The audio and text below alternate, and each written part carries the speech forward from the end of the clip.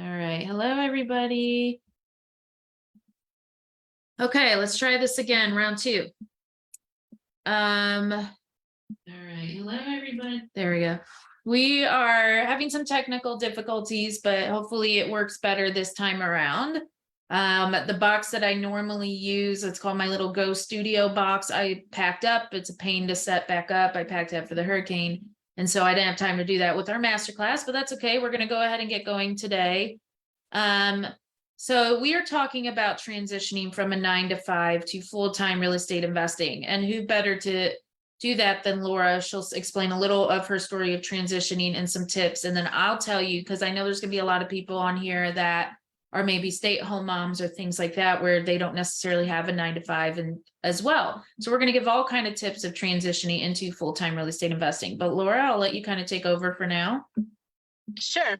So back in 91, that's when I really got into real estate investing. And at that point, I wanted to get more into rentals. And the reason I wanted to get into rentals is I was looking for passive income. I was looking to, Elizabeth was only 2 years old, and I had her brother who was only a few months old. And I was also living in a very remote area. I was living about 2 hours from the major city. So where I lived, there was no major jobs. So for a lot of reasons, I decided that, I wanted to get into rentals. And then I started driving back and forth into the major city, looking to the properties and so forth. Then within a couple of years, though, I also went into corporate. So I accumulated a good rental portfolio. But then I went into corporate because Lisa's dad, at the time, he believed that, you need to have a stable job for benefits and all of that. And I'm sure a lot of you, that's what you believe and bought into that, which I did as well. However, felt like I was kind of stuck. The potential, my time freedom, I didn't have the time. I felt like most of my money was to pay for childcare. And somebody was telling me what to do. And if anybody knows, it's hard for me to be under somebody that's telling me every second of the day what to do, where to be, how many day vacations I can take every year, and so forth. So with that said, in 95, I made the decision of transitioning from corporate to real estate full time. At that point, actually, I had sold most of my rentals just because, again, my husband didn't really believe that rentals, he didn't want to have to deal with that. And it was too risky. So I had sold most of my rental. I didn't really have income to support me beside my corporate job. But like I said, corporate job was really just paying for childcare and some bills. And I was stuck. And so I made a decision. So this was in June of 95. And the first thing I did, I gave myself 6 months to quit the job. I said, I'm going to have 6 months to get out of this corporate. Okay. So I made that first decision. I gave myself a deadline. Second thing I did was I decided that I had to do what I had, whatever it takes to do, make this happen. So I had to work whenever I could. And, we're talking in 95, there was not a lot of tools or technology or help with computers or like nowadays. So it was really mainly phone and cell phone service, by the way, was super expensive. Some of you might remember, was like $1 a minute. And but it didn't matter. I had to do it. So I used my commuting time, quote unquote, to driving back and forth. I had the phone installed. I was making my calls during my commuting time. And then during my lunch hour, I was looking for property. I was circling through the newspapers, through anything I could get my hands off to find property. I would spend the evenings, put the kids to bed. And after that, I would start calculating and doing all my homework and then preparing everything for me to go look over it. On Saturday, that was my day in the field, looking for property, driving for dollars. And it was hard because at that point in 95, I had 3 children. Liz was 6 years old, her brother was 4, and I had a baby. And I had a corporate job. And on top of that, because I didn't think that was enough, I was also getting my MBA. And I decided, though, that I had to do this because there was so much more there that I wanted to do. And there was not an option for me to stay where I was. I wanted to have the freedom, time. I wanted to have more money to do the things I wanted to do. And so it's hard. And I'm not saying to you that it's easy, right? You have to manage your time. You have to have such a dream. You have to get to the point that there's no other option. You have to make this work. And then you're going to find every moment possible to do it. But the thing is, this is only for a few months, because actually after 3 months, I could have quit my job. I stayed for 6 just to make extra measure. But after 3 months, I could have quit my job, because my goal at that point was to have at least $10,000 a month coming in from real estate so that I could support myself and the children. But the thing is, I work during lunch hours. I would sit down in my car and make the calls. I would use my commuting time to make the calls. I could use the evening. I did the weekend, and it was hard, but I also knew it was not going to be forever. After I was able to quit my job and do this full time, I actually started having more of a regular life and job. And so it was not stressful anymore. So whenever I hear this a lot, especially women, we tend to juggle so many things, right? We tend to do so many things. We feel like responsible. One of the things I see a lot of my students is that they spread themselves too thin. They want to help people. They have family that depends on them, and they don't take care of themselves and their dreams, because their dreams are important too. And it's always, like I said, when you're on an airplane, right? And they give you the emergency instruction before you take off. They say you have to put your oxygen mask on first before you help a child. And this is what you have to think about. You're going to have to put your oxygen mask on first before you help somebody else. You need to take care of yourself, your need. If you have need for freedom and the lifestyle that you want, then you need to take care of yourself first. Otherwise, you're not going to be of helpful use to anybody else. So it's more of a mindset thing that you have to do. And Liz will talk to you more about mindset. She loves that stuff, and I do too. But it's more of a mindset thing that you have to do, and a shift. And you can do it. Anybody can do it. Like I said, to add to this, I was living 2 hours from the metropolitan area. I had to commute 2 hours each way every day of the week, Monday through Friday. So I was getting my MBA. I had 3 small children, and I was doing real estate and working full time. Okay. And I did it. Okay. I did it. But I knew there was a light at the end of the tunnel. I knew that within 6 months, I was going to quit my job. And then I would have total control of my life, my time, my finances, and everything. And that's what happened. And I never turned back. So everybody here can do it. Now, next week, we have a workshop on Wednesday, and that is called The Ultimate. And Liz is going to give you more information about it here in a second, but I suggest you attend this workshop next week, because it's going to be how to create this type of lifestyle, how to create the virtual lifestyle that you can work from wherever you are. You know where I am right now, guys? I'm in a motorhome that I rented in England. I'm actually at Stratford-upon-Avon, which is the birthplace of Shakespeare. I'm actually sitting across from, I'm going to show you, the church where he is buried. Let me see if I can, I'm sitting across here. Actually, I'm going to step out of the car so you can see it. And you're driving on the opposite side. Yes. Yeah, by the way, yes, I am driving on the opposite side of the road on a motorhome, but I'm going to show you here. No, that's not the church, by the way, but this one is right here. This is the birthplace. Where Shakespeare is buried right now. Not in the cemetery, but inside the church is right on the floor. But this is the type of lifestyle that you can have, traveling and having fun and still doing business. And that's what I wanted for myself. And that's what I did. And you can do the same.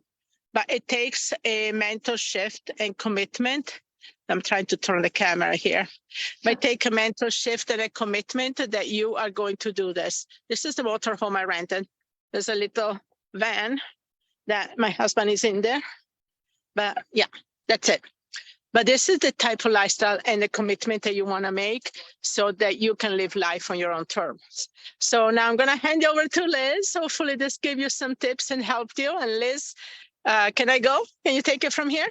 I could take it from here because then I'm going to share the way that I transitioned for those that are interested. So Laura, go have fun. And I'm going to talk about transitioning, not just from a 9 to 5, because we have a lot of ladies here that aren't it's more than that, right? And so let's talk about it. So let's talk about the transition. Bye. The transition too, because I was a stay-at-home mom before I got into everything that I do now. And when I went through the divorce, I had to work 2 different full-time jobs just to support my son and myself. And it was really, really hard. And so moving into that was a learning curve. And people think that just getting into it and managing your time is the easiest thing in the world. And it's not. There's a big learning curve. It took me years to transition and become as disciplined as I am now because I had to find what worked for me. And so I talked to a lot of my students about this, of finding when are you most productive to do the harder things that you usually talk yourself out of versus not. And so everybody's schedule is different. I run 3 different businesses right now currently. I have 3 different teams that work under me. And so it's a thing and it's not easy, but it was the transitioning that was the hardest part. And like Laura said, you have to choose which is more important to you right now. Is it getting out of what you are currently doing, or is it what you're currently doing? Because a lot are like, well, I still have to do my job to make the money. Of course, and you still show up. We all do. But we also put aside that time to become what we wanted to be in the future and put towards that. You know, you can live life and you can still travel and you can still do the things you want to do. You just happen to bring your laptop with you everywhere, right? So my laptop and my phone go with me everywhere, even if I'm leaving for the weekend, like last weekend, and I was technically not in the office, I still brought my laptop because things come up. And so for you, it's the same thing. It's showing what is important for you right now. So into the comments, what is important to you right now? Is it your future? Is it putting those steps aside? And so for me, it was time blocking to get me to where I am. So I would time block when I had to do the other jobs. I still do this. And then I would time block when I would put aside for real estate. I had a 2.5-year-old at the time. So it was also including his schedule. And then I did an amazing podcast last night with the host that is giving away today's raffle. Don't let me forget, guys, to do the raffle while we're live, please. I keep forgetting. And she gave some amazing pointers that I've given to students, but the way she worded it was really, really impressive. So keep an eye out for that podcast. But one of the things I said, what is some advice that you would give to women that are struggling with time management? And she said, it's one word: no. Get comfortable to saying no. And us as women, we feel we have to do everything. We feel we have to take care of everything. We feel we have to move around. We have to do all this stuff. We have to say yes to everyone and everything and be something for everyone. And we don't take care of ourselves. And I've said this before, but not as powerful as when she said it, which is just one word: saying no. And as you grow, you can delegate. So if in the beginning you can't, like for me, I can't delegate with the 2.5-year-old at the time to help me around the house. Some of you have people that can help you and you can ask them. They're all participating members of your house. But for me, I had to do everything. So I had to get really good at that. Then it was, well, as I got more successful in my jobs and things started launching and things started going and I started opening up different companies, it was, okay, now I need to delegate. So I have people that take care of the yard, take care of the pool. I have somebody that comes and cleans my house, irons my clothes, and, I have my food delivered and things like that. It took time though. Please understand that. I think people that are out there just say it's just this thing that happens. It's not. It took time. It took a lot of trial and error. It took a lot of sleepless nights, but then you're there and you look back, you don't even realize you're there until you start talking about it. You look back, and that is that transition phase. She said it took her about 5 years. I would say it took me about 2 to 3 years. And it's just one of those things that you guys have to really understand, how bad do you want to transition? Because if you want it bad enough, you'll do what it takes. And there will be no excuses. And there will be things. I was in my 20s. I missed out on all the fun 20-year-old things you get to do, right? It just happened. But now in my 30s, I'm living a life better than I could have ever imagined. And so for you, so my tip is really to block things out, to really make the time, to make sure that you are giving it your all, and to take some personal accountability. Everybody has the same 24 hours in a day. Warren Buffett, Oprah Winfrey, Liz Klingsize, and Laura Alamary. Not that I compare myself to them, but what I'm saying is we all have the same 24 hours. It's what you do in that.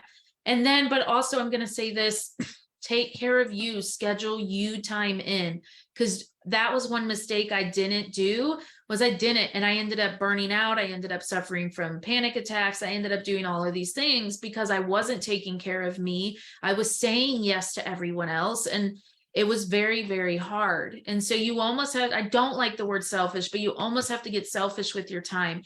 I will say, let's do this. You almost have to prioritize your time as well, because you cannot pour into someone else's cup, right? That famous saying, unless you take care of you during all of the time management.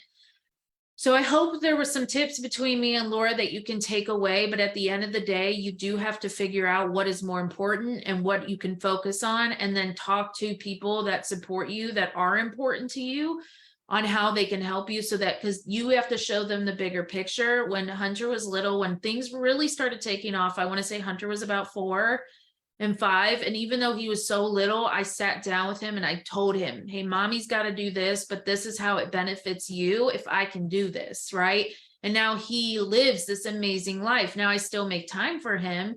And that's why time management is so amazing. But you want to triumph this. You want to be triumphant in what you're doing. And you want to really show up in what you're doing. It's harder now, but it's not always going to be hard. There's going to be rewards. There's going to be things that happen for you.